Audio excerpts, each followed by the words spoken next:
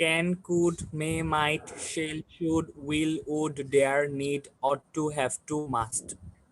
এখানে একটা অ্যাবসেন্স আছে, একটা জিনিস দেওয়া হয়নি, বলো তো কোনটা?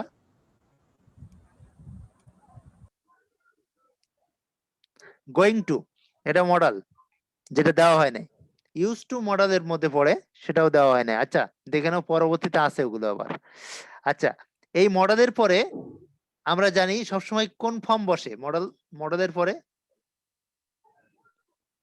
যেমন হি আছে, হির পরে ক্যান আছে, হি ক্যান। ডু হবে না, ডান হবে না, ডিড থ্রি হবে? এই Do স্যার can- ডান হবে। ডু না হবে না, স্যার, ডু।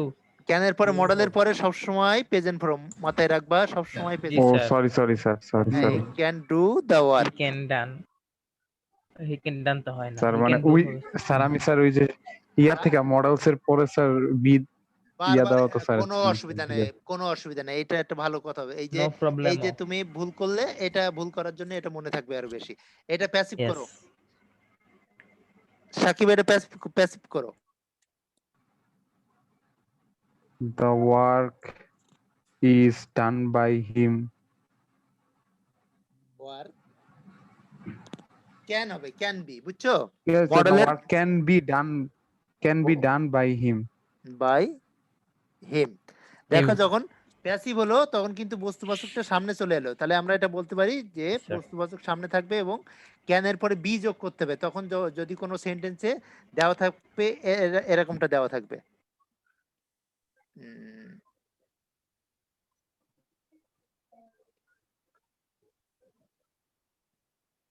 ক্যান দেওয়া আছে মনে করো, এই যেভাবে থাক, ক্যান দেওয়া আছে, ক্যান ডু। এখন তুমি জানছো যে ছাত্র ক্লাসে বলছে বস্তুবাচক যদি সেন্টেন্সের সাবজেক্ট হয় তাহলে ওটা নিশ্চয়ই প্যাসিভ, তাহলে তোমার মাথা অটোমেটিক্যালি কাজ দিবে যে ওখানে ক্যান বি ডান হবে। বুঝতে পারছো জিনিসটা? ইয়েস। তাহলে ক্যানের পরে বি যোগ করতে হবে, বি যোগ করে ভি3 করতে হবে, right? G sir. Okay, after that আমরা এইটার দেখো, এটা তো বুঝে ফেললাম। আচ্ছা, তারপরে 5 নাম্বারটা একটু পড়ো তো, কি কি ওয়ার্ড দেওয়া আছে? হ্যাঁ নাফিস পড়ো, সমস্যা নেই। ইয়েস্টারডে, এগো, লাস্ট উইক, লাস্ট মান্থ, ইয়ার, ডে বিফোর ইয়েস্টারডে, গত পরশুদিন ইত্যাদি ওয়ার্ড বাক্যে ব্যবহৃত হয়ে যদি কাজটি ওই সময় হয়েছিল বোঝায় তাহলে ভার্ব এর পাস্ট ফর্ম ব্যবহৃত হয়। বাংলা বাক্যটিতে ভার্বের ভার্বের রূপ প্রেজেন্ট এর মতো মনে হলেও ইংরেজিতে ভার্বের পাস্ট ফর্ম ব্যবহার করতে হয়। রাইট। এখন এই সেন্টেন্সটিতে সুজন গতকাল বাড়ি এসেছে। সুজন কেম হোম স্ট্যাডে, এন্ড স্ট্যাডে কথাটা আছে। এখন বিশেষ করে স্ট্যাডে দেখে কিন্তু আমাকে বুঝতে হবে এটা পাস্ট টেন্স আছে, তাহলে আমি কি কাম দিতে পারবো বা কামস দিতে পারবো? আগামী। গত নো স্যার। হ্যাঁ এইটাই। নো স্যার, তো নো। এইটা তো তবে কি বুঝে গেলে যে এই যে ওয়ার্ড গুলো স্ট্যাডে এগো প্রত্যেকটা পাস্ট টেন্সের একটা ইঙ্গিত, তাই না? পাস্ট টেন্সের একটা ইঙ্গিত। তো এইটা থাকলে Yes, তুমি sir. অটোমেটিক্যালি বুঝে যাবে কি এটা পাস্ট টেন্স আছে, তাহলে সেন্টেন্সটা কি হবে? পাস্ট টেন্সে হবে। ওকে, আচ্ছা, অবশ্যই স্যার। এটা একটু বেশি করে মনে রাখো 5 নাম্বারটা। তবে এরকম স্লাইড আরেকটা দেখাবো, ওই এটাতে কম আছে। স্যার এটা তো স্যার পিডিএফ আকারে তো স্যার দেওয়া থাকবে না স্যার? হ্যাঁ হ্যাঁ দেওয়া থাকবে, গ্রুপে। গ্রুপে দেওয়া থাকবে, রাইট। জি স্যার।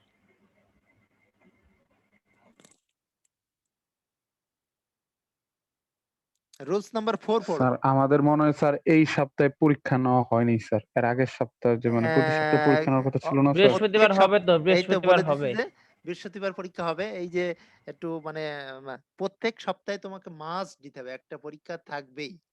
এটা পরীক্ষা থাকাটা অনেক বড় একটা ব্যাপার। আর তুমি আরেকটা জিনিস হয়তো জানো না, আমার ফিজিক্যালি ক্লাস যারা করছে তারাও জানে বিষয়টা। আমি ক্লাসের ক্ষেত্রে সাধারণত প্রত্যেকের ডায়েরি ইউজ করি, এটা কি জানো কিনা জানি না। কয়েকটা জিনিস আছে যেগুলো তোমাকে পড়তে গেলে ওই জিনিসগুলো তোমাকে মাস্ট মেইনটেইন করতে হবে। কি? ডায়েরি। এটার প্রাধান্য আমি সর্বপ্রথম দিয়ে রাখি। তুমি যদি বলো যে ডায়েরি ব্যবহার করে কি হয়, এখন এটারও বেনিফিট আছে, যেটা শুনে রাখো। ডায়েরি স্যার স্কুল সেই বেনিফিটটা বুঝে স্যার এর জন্য ডায়েরি দিছে। এক্স্যাক্টলি। তবে কেন ডায়েরি ইউজ করা হয় বলো তো? তুমি আমি আজকে পড়াই গেলাম, স্যার মন্তব্য তার দেওয়ার কোনো জন্য। ইয়েস, আমি একটা পড়াই গেলাম, তার কোনো ডকুমেন্ট নাই। কি স্যার ওই দিন কি আসছে পড়াইছে, কি পড়া দিছে, কি দেয় নাই, এইচডব্লিউ ছিল কি নাই, এটা তুমি পরের দিন গেলাম, গিয়ে বললে না গতদিন তো এইচডব্লিউ দেন নাই, বা ওইটা তো করেন নাই, বা এটা তো এরকম কথা ছিল না, বলে ফেললে। ঠিক আছে? তো ডায়েরি থাকলে তোমারও মেন্টালি একটা প্রিপারেশন থাকে, না অমুক দিন স্যার আসবে, কারণ উনি পড়াবে, এবং ডায়েরিতে আমার এই পড়াটা লেখা ছিল। সো এইটা আমি ফার্স্টলি খুব বেশি করে প্রায়োরিটি দেই আর কি ডায়েরিটা, এবং ওখানে কি কি লেখা থাকে, আজকে কি পড়ছো আর আগামী দিনে, এতে আমার 5 মিনিট টাইম লস হয়। তো 5 মিনিট থেকে এই 5 মিনিট টাইম লস করে আমি এখান থেকে 30% মার্ক কভার করে নেই। অর্থাৎ এখান থেকেও একটা মার্ক চলে আসে। সেটা কি, তোমার ওই ডায়েরিতে পড়া দেওয়া থাকলেও আগামী দিন কি পড়া হবে এটাও দেওয়া থাকে। এবার পরের দিন ক্লাসে তুমি আসলে আমি কিন্তু ডায়েরি দেখেই পড়া নেই, এবার আমার মাথায় থাকে, কিন্তু তুমি অস্বীকার যাতে না যেতে পারো ওই জন্য তোমাকে দেওয়া হয় ডায়েরিটা। ডায়েরিটা মুখ্য। স্যার ডায়েরিতে যদি স্যার পড়াই আমি না লিখি তাহলে স্যার দেখবেন ওটা কিভাবে? তো ওটা তো আমি ডায়েরিতে প্রত্যেকে আমার একটু টাইম লস হলেও আমি ওটা সবাইকে দিয়ে করাইনি।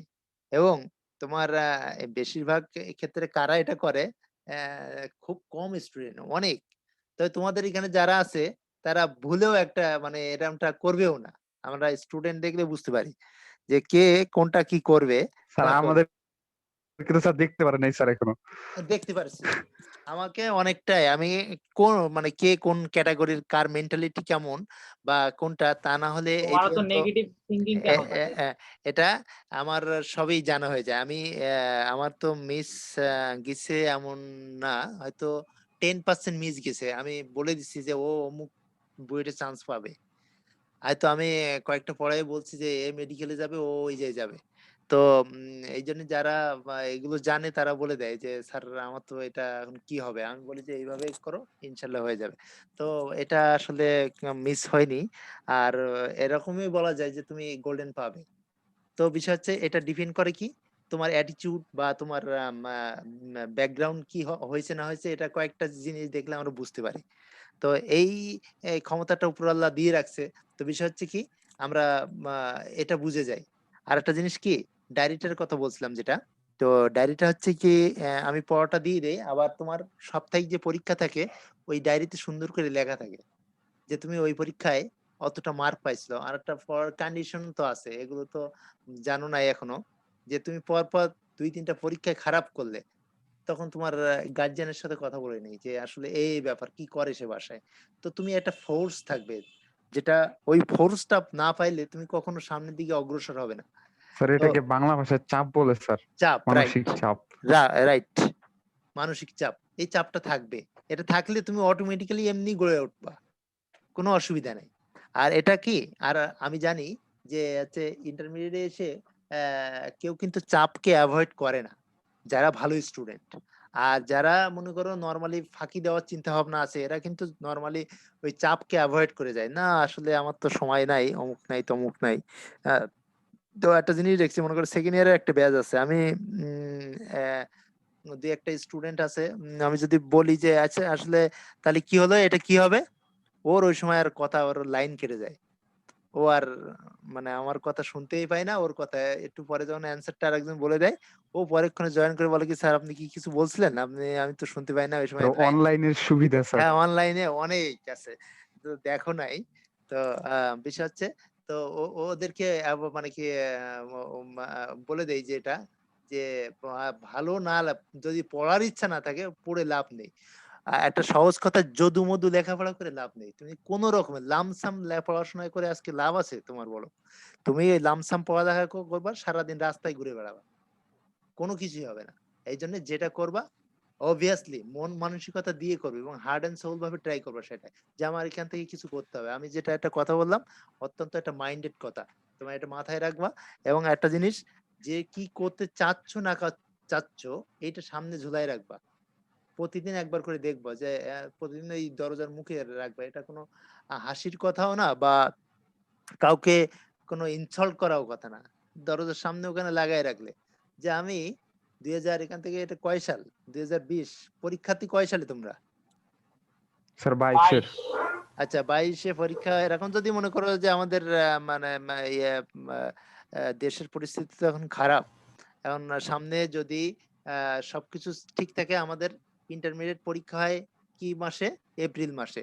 2022 সালে এপ্রিল মাস, এপ্রিল, মে, জুন, জুলাই, আগস্ট। জুলাইতে, আগস্টে এই বুয়েটের পরীক্ষা হয়। August, September, October. 2022 সালে তুমি বুয়েটের স্টুডেন্ট, এরকম একটা দিয়ে আজকে থেকে জুলাই রাখবা সামনে। ফয়সাল কি বলছে জি বুঝতে স্যার, পারছো? আগ্রহটা নাফিস? থাকে স্যার। জি স্যার। হ্যাঁ, জি স্যার। আগ্রহ, এক্স্যাক্টলি। তোমার আগ্রহ, ইন্টেনশন কোনো কিছুতে না থাকলে তুমি ওটা পারবা না।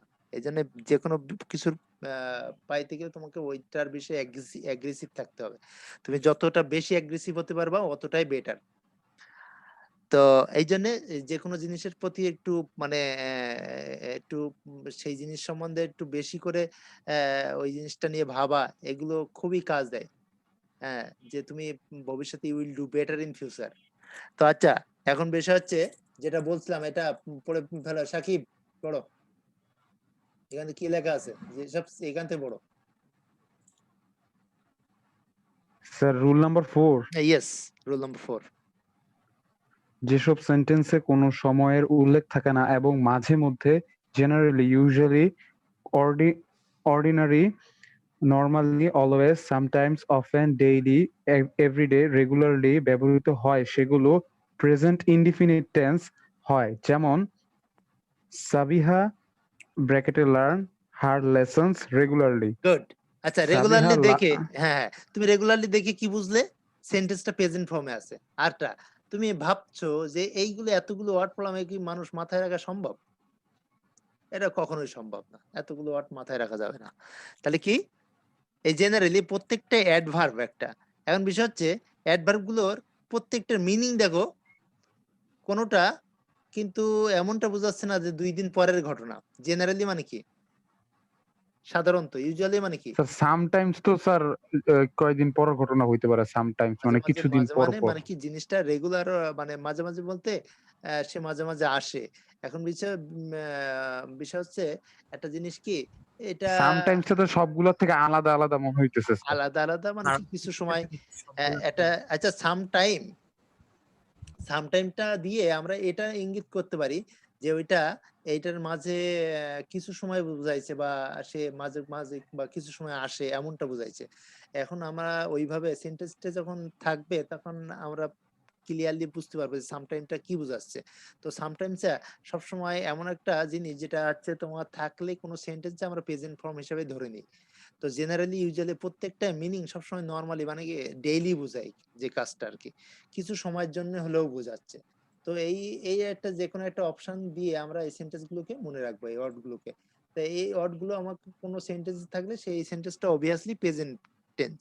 তাহলে আমরা কি করব, ওখানে যে গ্যাপ গুলো আছে সবগুলো প্রেজেন্টে করব। দেখো এখানে a good student learn his lesson regularly আছে, তাহলে এটা দেখে তুমি বুঝতে পারো। তাই এখানে কি হবে, লার্নস হবে, যেহেতু থার্ড পারসন সিঙ্গুলার নাম্বার জি, সাবজেক্ট, যার কারণে এসবের এস যোগ বাই হবে এর স্যার। যোগ হয়েছে। ওকে। আচ্ছা, ওপেন মানে প্রায়, এটা তুমি দেখে বুঝতে পারছো কি হবে এখানে? স্যার কাম আছে। এমন কি কখনো হয় স্যার যে ব্র্যাকেটে যেটা দেয় ওটাই উত্তর হয়, হ্যাঁ, অবশ্যই। মানে কনফিউশনের জন্য দেয় এরকম? এটা এটা অবশ্যই অবশ্যই ওই ব্র্যাকেটের যেটা থাকে ওটা অনেক জায়গায় অ্যান্সার আছে, কোনো অসুবিধা নাই। এটা তোমার চিন্তা ভাবনাটা ঠিক আছে, ক্যারি অন। আচ্ছা, অ্যাক্টিভ হয়েছে দেখো, ক্যান কুড, এই যে আগে একটা বোঝাচ্ছিলাম ওখানে ইউজ টুর কথা ছিল না, আমি বলছিলাম ইউজ টু, এখানে আবার গোয়িং টু নেই, দেখছো? তো এইগুলো থাকলে এরপরে সবসময় প্রেজেন্ট ফর্ম হয়, আর যদি সেটা প্যাসিভে থাকে তাহলে কি হয়, ওর পরে বি যুক্ত হয়, বি যুক্ত হয়ে ভার্বের পাস্ট পার্টিসিপল হয়, যেটা তোমাদের এইখানে আছে। প্যাসিভ ভয়েস হলে can could may might shall should will would ought to going to must dare, এগুলো থাকলে কি হয়, এরপরে বি যোগ করে ভার্বের পাস্ট পার্টিসিপল করতে হয়। ওকে। আচ্ছা, তারপরে দেখো, এটা তোমরা জানো, পরের সেন্টেন্সটা আমি কি লিখছি, let, had rather, had better, তোমরা তো আবার করে আসছো, ইউ নো। তো তোমরা জানো কি, যে হ্যাড বেটার, হ্যাড রেদার, ওই যে 3 নাম্বার ফর্ম করছো না, 3 নাম্বার তোমরা যে ফ্রেজ করছো না, হ্যাড বেটারের ব্যবহার করছো তো, would better, would rather sir করছো না। হেড রেদার অর্থ কি স্যার, একটু যদি বলতেন? হেড বরং রেদার বরং বরং বরং এই যে হ্যাড বেটার, এখানে হ্যাড রেদার, বেটার আর রেদার সেম, ঠিক আছে? হ্যাড বেটার বা রেদার যেখানে বসে না বসুক না কেন, সেই সেন্টেন্সটা কি হয়, সব সময় প্রেজেন্ট হয়, ওর পরে যে থাকবে সে প্রেজেন্ট ফর্মে হবে। তবে যদি কোনো ব্র্যাকেটে এর পরে কোনো ভার্ব দেখো তাহলে কি করবা, ওই ভার্বকে প্রেজেন্ট ফর্ম করবা। আচ্ছা, do not, does not, need not, এদের পরে সবসময় কি হয়, প্রেজেন্ট ফর্ম হয়। আচ্ছা, ডিড নট, ডিড নেভার, এদের পরে সবসময় প্রেজেন্ট ফর্ম হয়। হ্যাঁ, আচ্ছা, এটা গেল। এবার দেখো এই কয়েকটা এক্সারসাইজ দেওয়া আছে, আমি জাস্ট এগুলো দিয়ে নিচ্ছি একটু, জাস্ট একটু আপডেট করার জন্য। আচ্ছা, তারপর 9 নাম্বার রুলস পড়ো নাফিস। সেন্টেন্সে যদি just, just, just now, already, recently, lately, ever, yet ইত্যাদি থাকলে তা প্রেজেন্ট পারফেক্ট টেন্স হয়। এটা কিন্তু মোস্ট ইম্পর্টেন্ট। এই সাদ পড়ো তো, এটা সাদ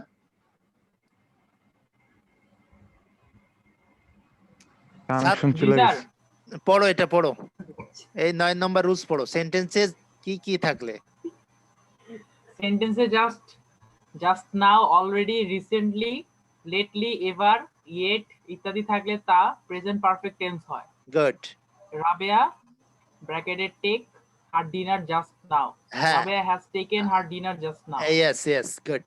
আচ্ছা, এখন বিষয় হচ্ছে যেটা, যে আমরা প্রেজেন্ট পারফেক্ট কাকে বলে। এখন যদি বলি সবাইকে একটা উদাহরণ দিতে প্রেজেন্ট পারফেক্টের, পারবে? ওই হ্যাভ প্লাস ভার্ব স্যার, না সরি, হ্যাড হচ্ছে হ্যাঁ। পাস্ট পারফেক্ট, বুঝছো? Have sir, have. Have have have, মানে একটা জিনিস আমরা দেখে নিই, সাবজেক্ট প্লাস হ্যাভ অথবা হ্যাজ। গুড, হ্যাভ অথবা হ্যাজ, তারপর কি দেব? বিন হবে না স্যার? বিন কি হবে? বিন হবে তোমার তখনই যখন প্রেজেন্ট পারফেক্ট কন্টিনিউয়াস হবে, হবে স্যার, বুঝছো? ভার্বের সাথে স্যার। তখন আইএনজি হবে। বুঝ- সাকিব বুঝতে পারছো? বুঝছি। সাকিব, জি স্যার। গুড। এই যে তুমি বিনের কথাটা বললে, এটা এটা যে যে বিন হবে না, বিষয় হচ্ছে আমি তখন কি বললাম না, এটা হচ্ছে প্রেজেন্ট পারফেক্ট। আর বিন হবে কখন? প্রেজেন্ট পারফেক্ট কন্টিনিউয়াসে। হয়তো যাদের জানা নেই বিনটা কোথায় হয়, তোমার দ্বারা উপকৃত হলো, বুঝছো? এই জন্য যে কোনো সময় প্রশ্ন করে দিতে হয় একটা, তা সেটা প্রশ্ন যেখানে যে বাদুক না কেন কোনো অসুবিধা নেই, কিছু না কিছু শেখা যায়। তো এটা যেমন মনে করো,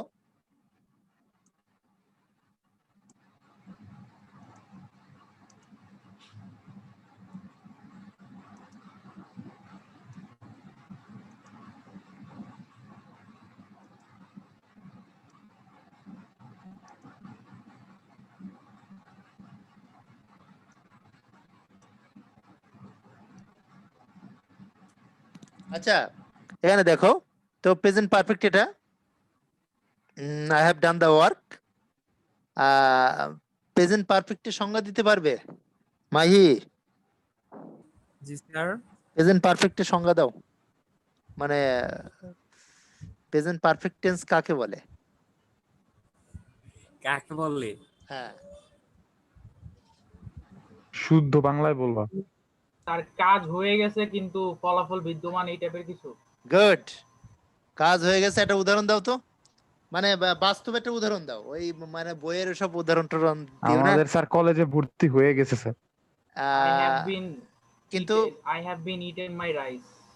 আই হ্যাভ বিন, Success না has এটা got হচ্ছে admitted to City এ- College. এই দেখো, এই সাদ যেটা বললে আই হ্যাভ বিন ইটেন না, আই হ্যাভ বিন দিলে ডুইং দিতে হবে, এটা হচ্ছে কন্টিনিউয়াস, এটার কথা বাদ দাও, এটার কথা টোটাল বাদ দাও, এটা রেড সিগন্যাল দিয়ে রাখি, এটার কথা বাদ দাও। এটা I have done the work, এটা প্রেজেন্ট পারফেক্ট। এখন আমরা কিভাবে বুঝবো প্রেজেন্ট পারফেক্ট? স্যার এটা হয় না স্যার? যে কাজ হয়ে গেছে, শেষ হয়ে গেছে, কিন্তু তার ফল বিদ্যমান আছে। যেমন মনে করো সাপোজ পরীক্ষার রেজাল্ট বের হয়েছে, ঠিক আছে, ওর আনন্দ কয়দিন থাকে? যতদিন আরেকটা বোর্ড পরীক্ষা আসতেছে।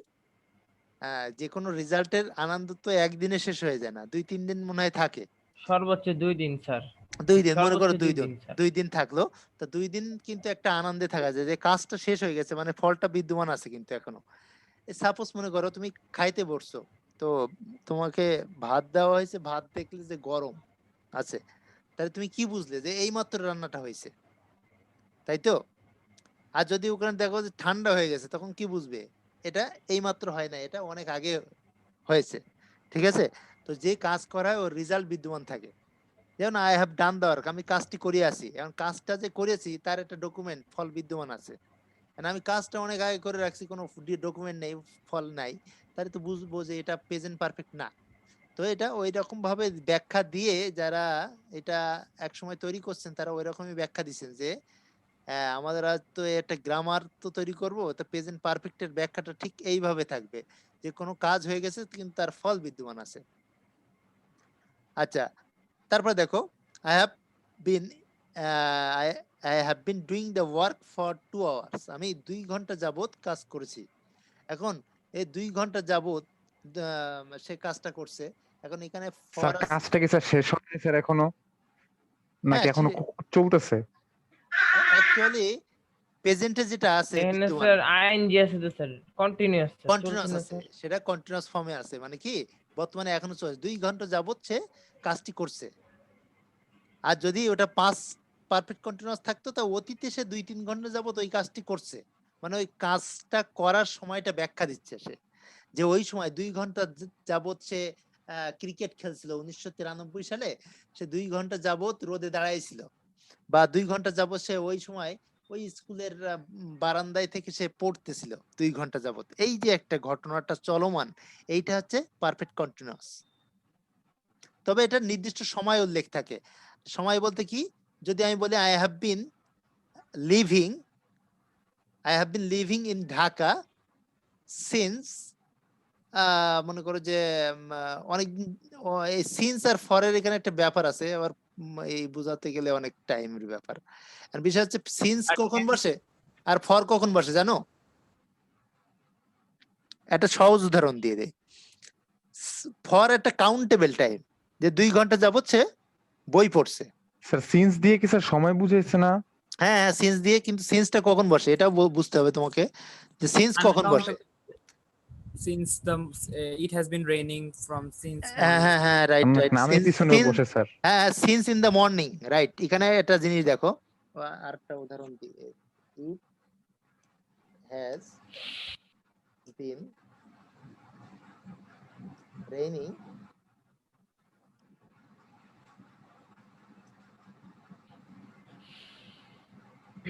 সকাল থেকে বৃষ্টি হচ্ছে। হ্যাঁ, এখন নির্দিষ্ট সময় না, কিন্তু সকাল থেকে বৃষ্টি হচ্ছে। সকালটা কিন্তু বিভিন্ন সময় সময় শুরু হতে পারে। সকাল কিন্তু সকাল 7টাও আছে, সকাল 8টাও আছে, সকাল 9টাও আছে, সকাল 10টাও কিন্তু সকাল। ঠিক আছে? এখন এইটা যদি কাউন্ট করে দেয় টাইমটা, যে সকালে 2 ঘন্টা বৃষ্টি হয়েছিল 7টা থেকে বা 8টা পর্যন্ত, 9টা পর্যন্ত, তখন কিন্তু ফর হবে, তখন কিন্তু it has been raining It for has been raining for 2 hours sir in the অনির্দিষ্ট morning. হইলে স্যার শুধু সিন্স হবে, অনির্দিষ্ট হইলে অনির্দিষ্ট হইলে অনির্দিষ্ট since, সময় বুঝে দিলে। রাইট, অনির্দিষ্ট সময় বোঝালে। এই কোন জায়গায় লিখলাম, ফর সিন্স, এই জায়গায় লিখছিলাম না, ফর 2 আওয়ার্স, 2 দিতে গেলে আবার এদিকে চলে আসছে, 2 আওয়ার্স। এটা it has been raining for 2 hours, 2 ঘন্টা যাবত বৃষ্টি হচ্ছে, আর সকাল থেকে বৃষ্টি হচ্ছে, এটা। তো আচ্ছা, এখন কি পড়ছিলাম, রুলস। আচ্ছা, এটা তো এটা জানলাম আমরা, just now, already, yet, lately, ever, yet, যে কোনো জায়গায় যদি থাকে তাহলে সেটা কি হবে, প্রেজেন্ট পারফেক্ট। Present perfect. করো, হ্যাঁ, এই একটা উদাহরণ পড়ো, দুই একটা উদাহরণ একটু পড়লে বুঝতে পারবা। হি অলরেডি আছে, তাই অলরেডি দেখে কিন্তু আমি বুঝতে পারবো he has already reached home, say automatically. Reached home. হ্যাঁ হ্যাঁ হ্যাঁ। আচ্ছা, এখন তারপরে দেখো 10 নম্বর রুলসে আসো। সেন্টেন্সে এই তোমার ওই আগেরটাই আছে পাস্ট টেন্স আর কি, এটা একবার পড়ছো, স্টাডে ago, long ago, last week, last year, last month, that day, day before, yesterday, এগুলো থাকলে সেগুলো অতীতকে নির্দেশ করে।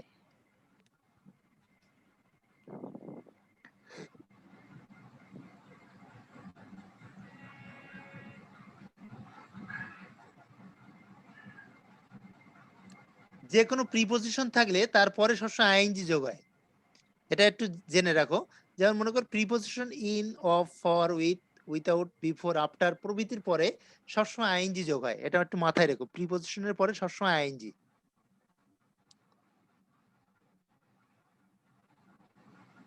এটা ছাড়াও আর কি আছে? Mind, would you mind, or, past, can not help, can, could not help, এরপরেও আইএনজি হয়, এটাও একটু মাথায় রেখো।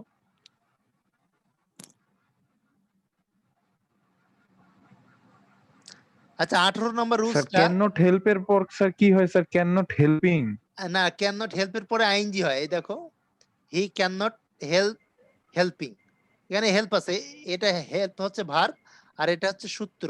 ক্যান, কুড নট হেল্প হচ্ছে সূত্র, আর ওর পরে যে হেল্প হয়েছে ওর শেষে আইএনজি, এটা হচ্ছে ভার্ব যেটাকে পরিবর্তন করছে। মানে স্যার দুইবার হেল্প হবে, হেল্প, হেল্পিং, দ্যারফোর। এটা মনে করো এমনি দিয়ে রাখছে, এখন আমি একটা লিখে দেখাই দিই। যেমন মনে করো,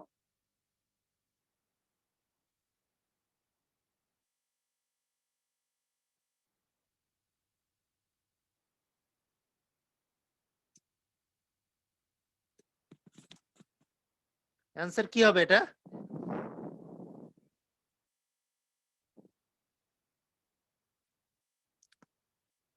ডুইং হবে। কেন?